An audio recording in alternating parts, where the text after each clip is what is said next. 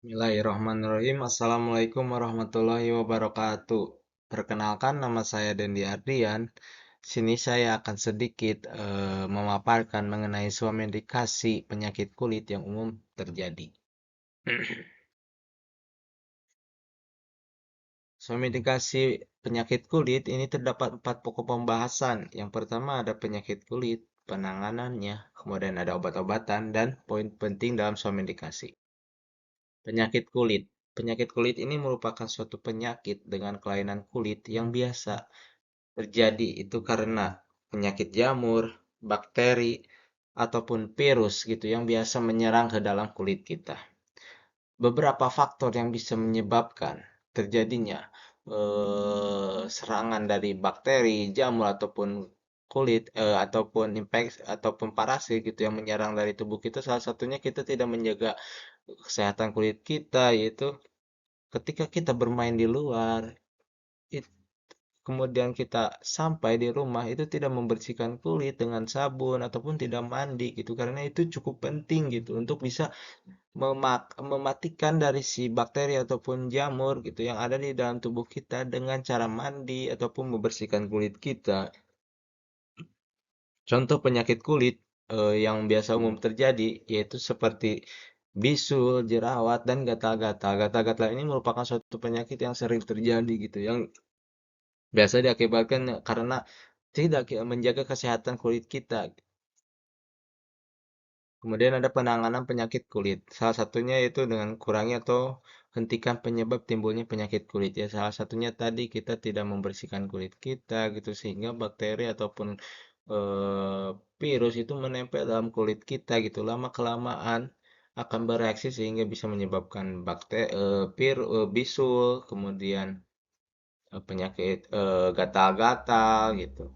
Kemudian makanan-makanan yang sehat buat kulit gitu. Salah satunya yaitu bisa sering mengkonsumsi pepaya gitu, buah-buahan gitu ya.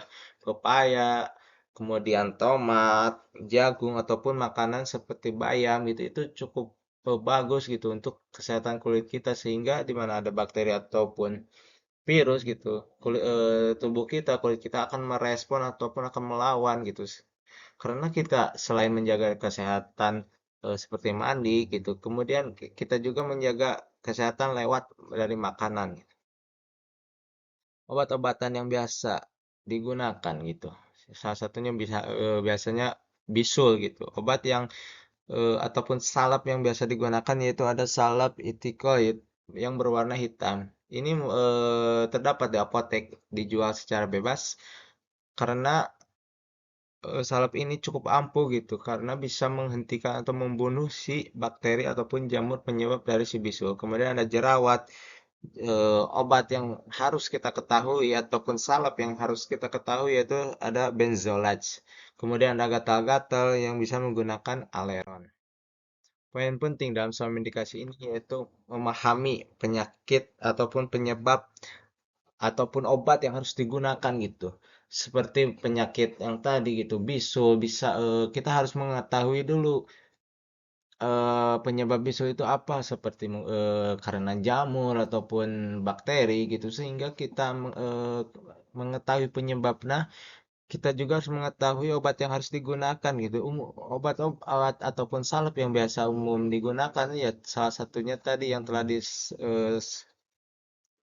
dipaparkan bahwasannya itu obat yang cukup ataupun salep yang cukup dijual bebas sehingga kita tidak perlu ke dokter ataupun ke rumah sakit, gitu, ke klinik hingga meminimalisir keuangan kita gitu. Karena dengan tingkat pengetahuan yang kita miliki sehingga dapat menurunkan eh, biaya gitu dalam pengobatan. Kemudian melakukan perubahan gaya hidup seperti rajin ataupun sering membersihkan kulit kita gitu sehingga kulit kita terasa sehat, aman, terbebas dari berbagai yang bisa menimbulkan penyakit pada kulit kita. Salah satunya tadi bisa seperti jamur, virus ataupun bakteri gitu. Kemudian penggunaan obat-obat bebas gitu. Jangan menggunakan obat-obat keras tanpa